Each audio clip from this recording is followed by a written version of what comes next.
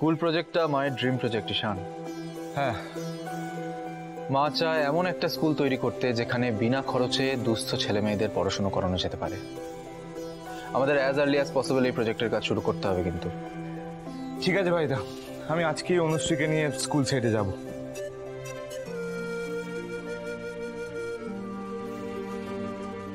কি ভাবছিস? আমি একটা জিনিস কিছুতেই বুঝতে পারছি না, কুসুমের সাথেই বারবার কেন এমনটা হয় বলতো? আমি ওর মতো পিওর সোল এর আগে কখনো দেখিনি। না ও কারোর সাথে কোনো খারাপ বিহেভ করেছে, না কোনোদিন কারোর কোনো ক্ষতি করার চেষ্টা করেছে। তারপরেও ওকেই কেন এত শাস্তি পেতে হচ্ছে? শঙ্করদা, শঙ্করদা, ম্যাডাম বললেন যে আজকে তোমাদের দুজনের খাবার ওই বাড়ি থেকেই আসবে, বুঝেছো? আচ্ছা তুমি কি বলো তো শঙ্করদা, হ্যাঁ তুমি কত বছর ধরে এই বাড়িতে কাজ করছো, একটা দিনের জন্য তুমি দেরি করে ডিউটিতে যাওনি, এখনো রেডি হওনি কেন? ওঠো, রেডি হও, চলো। কোন মুখে আমি ঘর থেকে বেরোবো বলো তো? কোন মুখে আমি কাজে গিয়ে যোগ দেবো? মানেটা কি? তুমি কাজে যাবে না? না দীপালি। কিন্তু কেন শঙ্করদা? পিসি, ও পিসি দেখো না, আমি বাবাকে কখন থেকে বলছি তৈরি হয়ে নিতে, বাবা কিছু বলছেই না। আমি সেই হতভাগ্য বাবা যার মেয়ে দুবার করে বিয়ে ভাঙলো, অথচ এমনই পোড়া কপাল আমার, আমি মরতেও পারছি না।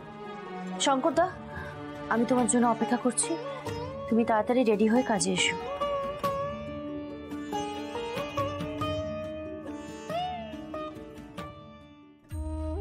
পিসি আমার সাথে কথা বললো না কেন? কেন মনে হলো আমাকে এড়িয়ে গেল? কি হয়েছে পিসি?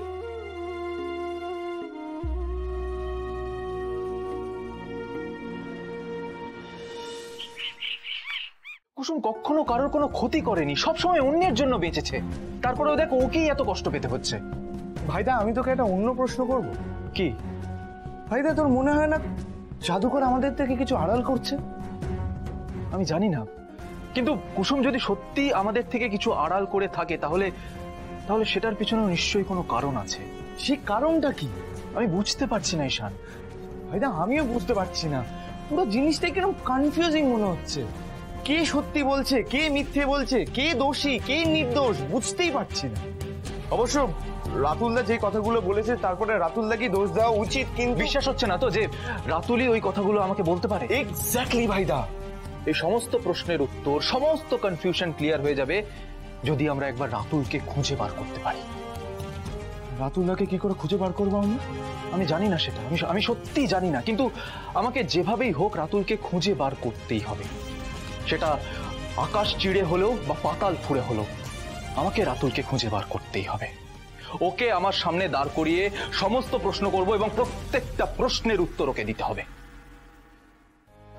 আচ্ছা শোন না, তুই এই মুহূর্তে অনুশ্রীকে নিয়ে সাইট ভিজিটে যা। ইনভেস্টাররা পৌঁছানোর আগেই আমি ওই প্রেজেন্টেশনের জন্য অফিসে পৌঁছে যাব। ঠিক আছে। তার আগে আমাকে একবার কুসুমের সাথে কথা বলতে হবে। কুসুম আমাদেরকে যে কথাগুলো বলতে পারছে না সেগুলো যদি ওর মনের মধ্যে জমিয়ে রাখে তাহলে কষ্ট ও আরো বেশি করে পাবে। একজন বন্ধুর অধিকার থেকে এই মুহূর্তে তার পাশে দাঁড়ানো, তাকে বোঝা আমাদের অত্যন্ত জরুরি। ঈশান,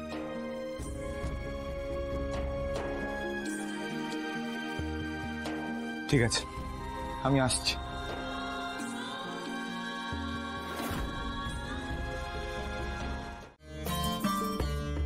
নোয়াটা অলংকারের মধ্যে পড়ে না, এটা সধবা মেয়েদের অহংকার, আর ওটা একবার হাতে পড়লে সেটা খুলতে নেই।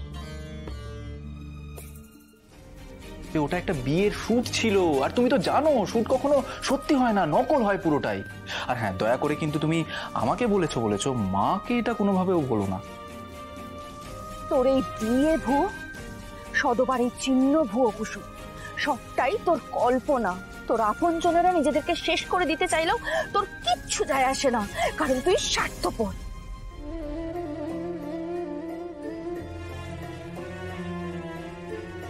আমি চাইনি এই নোয়া বাঁধানো খুলতে।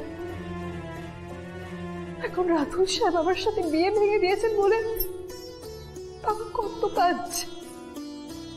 মেয়ে হয়ে নিজের বাবাকে কাঁদতে আমি কি করে দেখবো ঠাকুর? তাই আজ আমি আমার অহংকার, আমার সব থেকে দামি অলংকার বিসর্জন দিতে এসেছি।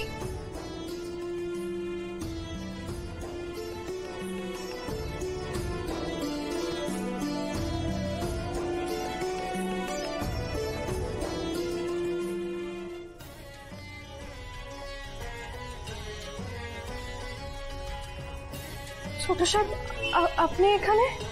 কাকা বললো তুমি এখানে এসেছো, তাই জন্যই তোমার সাথে দেখা করতে এলাম। আচ্ছা কুসুম, তোমার মনের ভিতরে কি চলছে? তুমি তুমি কি ভাবছো আমাকে একটু বলো না। কুসুম, তুমি যদি চুপ করে থাকো তাহলে তাহলে আমি এটাই বুঝবো যে তোমার কাছে আমার কথার কোনো দাম নেই। কুসুম, কিসের এত ভয়? তুমি আমাকে নির্দ্বিধায় বলো না। আমি স্বপ্নকে সত্যি ধরে নিয়েছিলাম ছোট সাহেব। মানে? মানেটা খুবই সহজ। আমি চাঁদ ছুঁতে চেয়েছিলাম, আর আমি বুঝেছি যে আমি ভুল করেছি। সেই ভুলের সংশোধন করতে এখানে এসেছি, কিন্তু সেই ভুলের সংশোধন করাটা ঠিক নাকি ভুল এটাই বুঝতে পারছি না। কুসুম, আমি কথার এত প্যাঁচ বুঝতে পারি না। তুমি কিসের ঠিক কিসের ভুল এসব কি বলছো? আমাকে একটু খুলে বলো না। ক্ষমা করবেন ছোট সাহেব, আপনাকে সবটা বলতে আমি পারবো না। কুসুম,